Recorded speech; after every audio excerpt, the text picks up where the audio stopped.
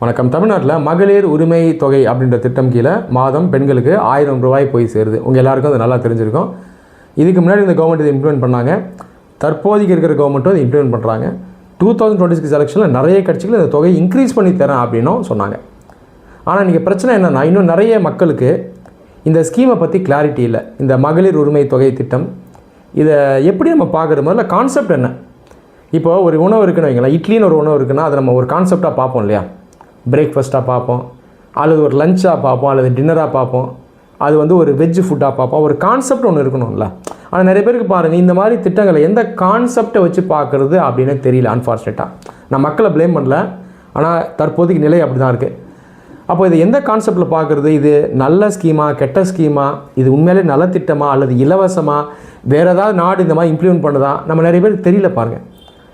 இதில் பிரச்சனை என்ன அப்படின்னா, நம்ம நிறைய பேர் சோஷியல் மீடியாவை மட்டுமே நம்பியிருக்கோம். அதில் போனோம் அப்படின்னா நமக்கு இன்ஃபர்மேஷன் தான் நிறைய கிடைக்குது. அதை தாண்டி ஜட்ஜ்மெண்ட்ஸ் தான் கிடைக்குது. இது நல்லது கெட்டது அப்படின்னு சொல்கிறாங்களே தவிர எந்த அடிப்படையில் அப்படின்னு யாரும் சொல்கிறதில்ல. அன்ஃபார்ச்சுனேட்டாக ப்ராப்பராக நமக்கு நாலேஜ் கிடைக்க மாட்டேது. இதுதான் பிரச்சனை. அதை தாண்டி நிறைய அரசியல்வாதிகளும் என்ன பண்ணுறாங்கன்னா, இந்த மாதிரி ஜட்ஜ்மெண்ட் தான் பண்ணுறாங்க. அவருடைய கொள்கையை வச்சு ஜட்ஜ் பண்ணிடுறாங்க. இது நல்லது, இது கெட்டதுன்னு சொல்கிறாங்களே தவிர அதற்கான அடிப்படையே சொல்கிறதில்ல. ஸோ இதற்கெல்லாம் தீர்வு என்ன அப்படின்னு பார்த்தீங்கன்னா, நான் எப்போயுமே சொல்லுவேன் மக்களுக்கு, புக்ஸ் எடுத்து படிங்க, நீங்களாகவே தெரிஞ்சுங்க, புரிஞ்சுங்க, இந்த கான்செப்ஷன் நாலேஜை டெவலப் பண்ணிக்கங்க. அதை டெவலப் பண்ணிட்டீங்கன்னா உங்களுக்கே தெரியும் இது நல்லதா கெட்டதா அப்படின்னு தெரியும். உங்களால் திறனாய்வு செய்ய முடியும், நிறைய கோணங்களை யோசிக்க முடியும், கம்பேர் பண்ண முடியும். ஸோ இதை நீங்கள் பண்ணுங்கள். சரி, இந்த அடிப்படையில் இந்த மகளிர் உரிமை தொகை திட்டம் இதை பற்றி நான் இப்போ டிஸ்கஸ் பண்ண போகிறேன். தயவுசெய்து வீடியோ ஃபுல்லாக லிசன் பண்ணுங்கள், உங்கள் ஃப்ரெண்ட்ஸோடையும் ஷேர் பண்ணுங்கள். ஓகே, இந்த மகளிர் தொகை திட்டம் நான் ஜென்ரலாக சொல்கிறேன். கட்சிகள் மாறும்போது பேரை மாற்றுவாங்க. சரி, இதை நம்ம எந்த கான்செப்ட் வச்சு பார்க்குறோம்? எந்த கான்செப்ட்னு கேட்டிங்கன்னா, வெல்ஃபேர் ஸ்கீம், நலத்திட்டம். அதற்கு உள்ள ஒரு ஸ்பெசிஃபிக் கான்செப்டாக பார்க்கணும். அது என்னென்னா மினிமம் இன்கம் சப்போர்ட், MIS. முதல்ல வெல்ஃபேர் ஸ்கீம்னா என்னன்னு சொல்லிடுறேன். வெல்ஃபேர் ஸ்கீம்னா தமிழில் நலத்திட்டம். இந்த வெல்ஃபேர் ஸ்கீமில் ஒரு பெரிய குழப்பம் இருக்குது ரொம்ப காலமாக. சில திட்டங்களை இலவசம் அப்படின்னு சொல்கிறோம், சில திட்டமை நலத்திட்டம்னு சொல்கிறோம். சரி, எது இலவசம், எது நலத்திட்டம்? நம்ம பண்ணுற தப்பு என்னென்னா, ஒரு திட்டம் இருக்குது, அதற்கு கீழே கவர்மெண்ட் எதையோ இலவசமாக கொடுக்குது. அதாவது மோடு ஃப்ரீயாக இருக்குது, டெக்னிக்கலாக ஃப்ரீயாக ஏதோ போய் சேருது. அது ஒரு பொருளாக இருக்கலாம், குட்ஸாக இருக்கலாம், அல்லது சேவையாக இருக்கலாம், சர்வீஸாக இருக்கலாம், அல்லது ஏதோ ஒரு நல்ல விஷயமா இருக்கலாம். இது இலவசமாக போய் சேர்றதுனாலேயே நம்ம அதை இலவசம்னு கொச்சைப்படுத்துகிறோம். அது தப்பு. இந்த புரிதலே முதல்ல தப்பு. அப்போது இலவசமாக போகிறதுனாலே அது இலவசம்னு சொல்லக்கூடாது. நம்ம எதை செக் பண்ணோன்னா, அதனுடைய பயனை பார்க்கணும், யூட்டிலிட்டியை பார்க்கணும். அது உண்மையாலேயே மக்களுக்கு பயனை கொடுக்குதா, சமூக ரீதியாகவும் பொருளாதார ரீதியாகவும் அவங்கள மேம்படுத்துதா, வளர்ச்சியை உண்டாக்குதா, ப்ரொடக்டிவாக இருக்கா, எதையோ ஒன்று உற்பத்தி செய்தா, கண்ட்ரிக்கு கான்ட்ரிபியூட் பண்ணுதா, அவுட்கம் ஓரியன்டாக இருக்கா, இதை வச்சு தான் பார்க்கணும். அப்படி பார்க்கும்போது அந்த திட்டம் யூஸ்ஃபுல்லாக இருக்குன்னா அது நல்ல திட்டம், ரொம்ப சிம்பிள். அல்லது யூஸ்ஃபுல்லாக இல்லைன்னா அது பேர் இலவசம், ஃப்ரீபி. இப்படி தான் பார்க்கணும். புரியுதா நான் சொல்கிறது? டெக்னிக்கலாக மோடை மட்டும் வச்சு பார்க்கக்கூடாது. இப்போ உதாரணத்துக்கு அமெரிக்கா பாருங்கள், அவங்களுடைய விவசாயிகளுக்கு ஃப்ரீயாக நிறைய மானியம் தருவாங்க. ஆனால் எதற்குன்னு பார்த்தீங்கன்னா, அந்த மானியத்தை வாங்கி, அதை மானியம்னா பணம், அதை வாங்கி அந்த விவசாயிகள் ரிசர்ச் பண்ணுவாங்க, ஆராய்ச்சி பண்ணுவாங்க, உட்கட்டமைப்பு இல்லை இன்ஃப்ராஸ்ட்ரக்சர் அதை பில்டு பண்ணுவாங்க, கோடவுன், வேர் ஹவுசஸ் இதெல்லாம் பில்டு பண்ணுவாங்க. அப்போ பாருங்கள், அது யூஸ்ஃபுல்லாக இருக்குது, அவுட்கம் ஓரியன்டாக இருக்குது, எம்பவர் பண்ணுது, நாட்டுக்கு கான்ட்ரிபியூட் பண்ணுது. அதை வச்சு பார்க்கணும். அப்போ இந்த அடிப்படையில் நம்ம ஐடென்டிஃபை பண்ணணும். ஒரு சிம்பிள் எக்ஸாம்பிள் நான் சொல்கிறேன். இலவசம்னா என்ன, நலத்திட்டம்னா என்ன, உங்களுக்கு இன்னும் பெட்டராக புரியும். இப்போ இன்றைக்கி தேதியில் நம்ம எல்லார் வீட்லேயும் டிவி இருக்குல்ல. சொல்லப்போனால் நம்ம டிவியை தாண்டி இன்றைக்கி வந்துட்டோம். லேப்டாப்பில் நம்ம பல விஷயங்களை பார்க்குறோம், செல்ஃபோன்லேயும் எல்லாமே வந்துச்சு. இன்றைக்கி ஒரு அரசியல் கட்சி உங்களுக்கு நான் டிவி தரேன் அப்படின்னு சொல்கிறாங்க அப்படின்னா அது இலவசம். ஏன்னா இன்றைக்கி அது பெருசாக யூஸ் இல்லை. டிவியை கொடுத்தாங்கன்னா அது வேஸ்ட்டு தான். அது அந்த கவர்மெண்ட்டுக்கு ஒரு பேர்டன் தான். கரெக்டாக? இதுவே அந்த டிவிக்கு பதிலாக யூஸ்ஃபுல்லாக ஏதோ ஒரு விஷயத்த கொடுக்குறேன்னு சொல்கிறாங்க. உதாரணத்துக்கு ஸ்டூடெண்ட்ஸ் எல்லாருக்கும் இது வரைக்கும் லேப்டாப் வாங்காத ஸ்டூடெண்ட்ஸ்க்கு நாங்கள் லேப்டாப் தரோம் அப்படின்னு சொல்கிறாங்கன்னா அது இலவசம் கிடையாது, அது நலத்திட்டம். ஸ்கூலுக்கு போகக்கூடிய குழந்தைகளுக்கு ஃப்ரீயாக பஸ் ட்ராவல் கொடுக்குறோம் அப்படின்னு சொல்கிறாங்கன்னா அது இலவசம் இல்லை, அது நலத்திட்டம். புரியுதா? ஏன்னா அதில் யூஸ் இருக்குது பாருங்கள். இப்போ ஃப்ரீயாக பஸ் கொடுத்தா அந்த சில்ட்ரன் ஸ்கூலுக்கு வருவாங்க, படிப்பாங்க. அது ஹியூமன் கேபிட்டலாக மாறும், மனித வளமாக மாறும். நாளைக்கு அவங்க நாட்டுக்கு வேலை செய்வாங்க, ஜிடிபி வளரும், நாடு மேம்படும், நாடு சக்தி வாய்ந்த நாடாக வரும். ஸோ இப்படி தான் நீங்கள் பார்க்கணும். சரி, அடுத்த கான்செப்ட்னா மினிமம் இன்கம் சப்போர்ட். ஸோ முதல்ல வெல்ஃபேர் ஸ்கீம் கீழே பார்க்கணும், அந்த கான்செப்ட் கீழே பார்க்கணும். அதுக்கு கீழே மினிமம் இன்கம் சப்போர்ட். இந்த மினிமம் இன்கம் சப்போர்ட் அப்படின்னா நிறைய நாடுகள் அந்த நாட்டில் வாழக்கூடிய மக்களுக்கு ஒரு குறைஞ்சபட்ச தொகையை மாதம் கொடுப்பாங்க. அல்லது வருடத்துக்கு ஒரு முறை இருக்கலாம், அல்லது 6 மாதம் ஒரு முறை இருக்கலாம். ஆக மொத்தம் ஒரு ரெகுலர் இன்டர்வலில் ஒரு தொகையை கொடுப்பாங்க.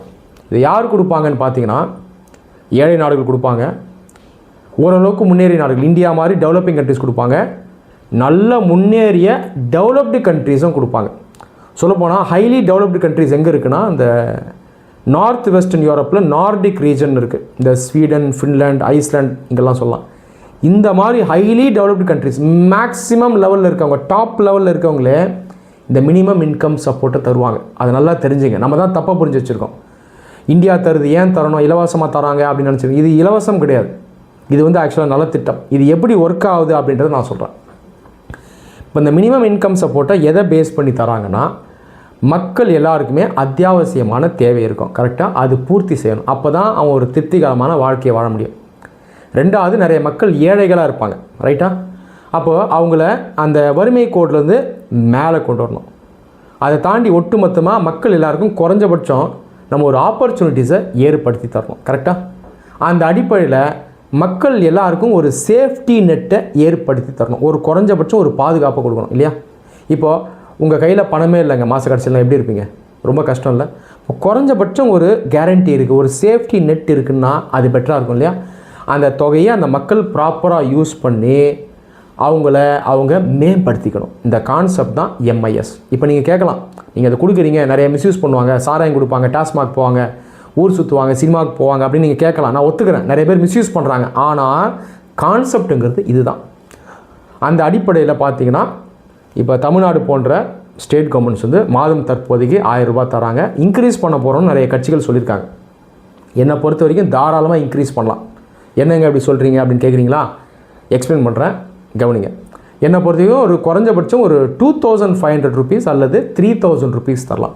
எல்லா குடும்பங்களுக்கும் தரல அப்படின்னா கூட ஓரளவு கிட்டத்தட்ட ஒரு 50% குடும்பங்களுக்கு கண்டிப்பாக இதை கொடுக்கணும்.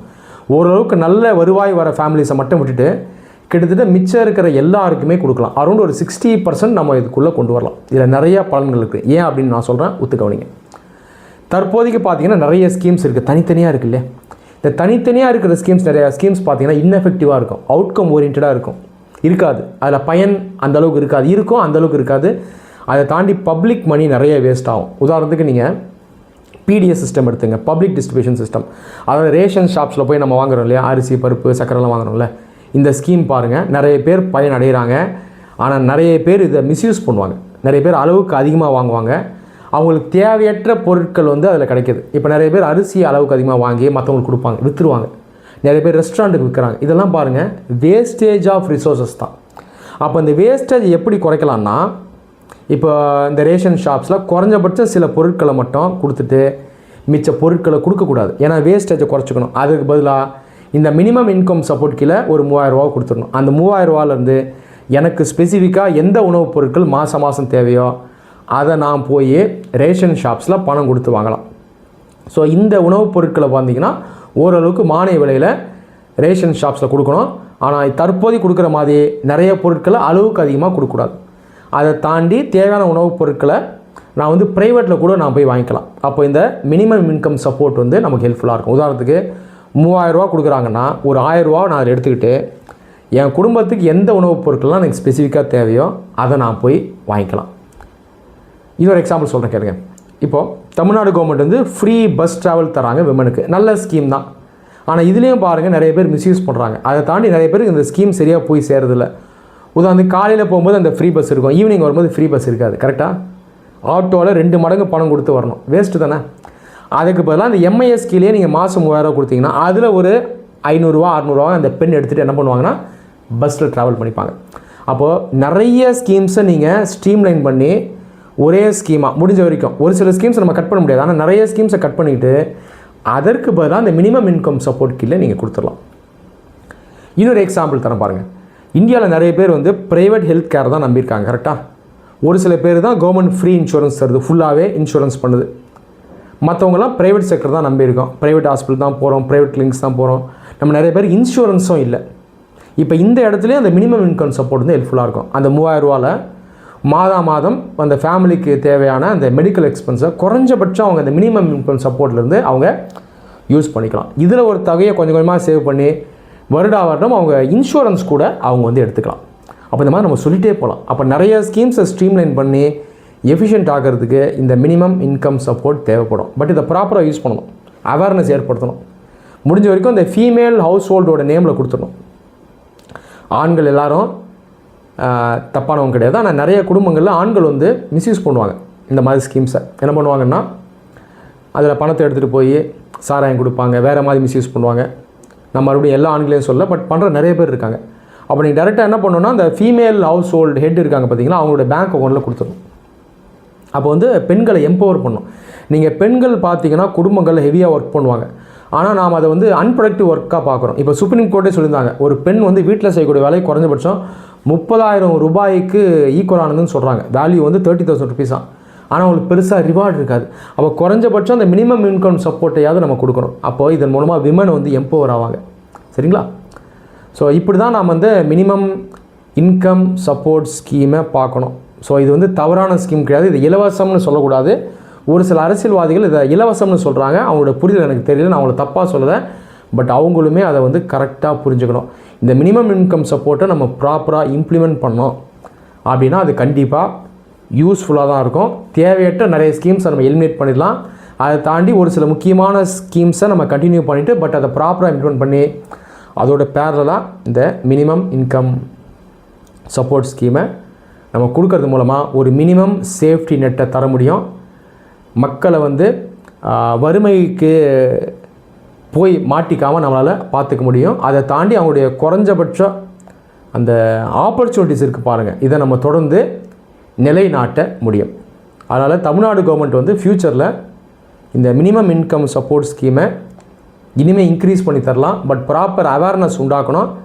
இதை வந்து அவங்க இலவசமாக கொடுத்து, அதாவது இலவசம் அப்படின்ற ஒரு கான்செப்ட் மூலமாக கொண்டு வந்து மக்களை மயக்கி அவங்க கிட்டேருந்து வாக்குகளை வாங்கக்கூடிய ஒரு வாக்கு வங்கி யுத்தியாக இது இருக்கக்கூடாது. தற்போதைக்கு அன்ஃபார்ச்சுனேட்டாக அப்படி தான் இருக்குது. ஸோ இது மாறணும். இது ஒரு வெல்ஃபேர் ஸ்கீம் கீழே மினிமம் இன்கம் சப்போர்ட் அப்படின்ற கான்செப்ட் மூலமாக நம்ம பார்க்குறோம். இதை ஃப்யூச்சரில் ஃபர்தராக நம்ம ஸ்ட்ரென்தன் பண்ணணும். நன்றி.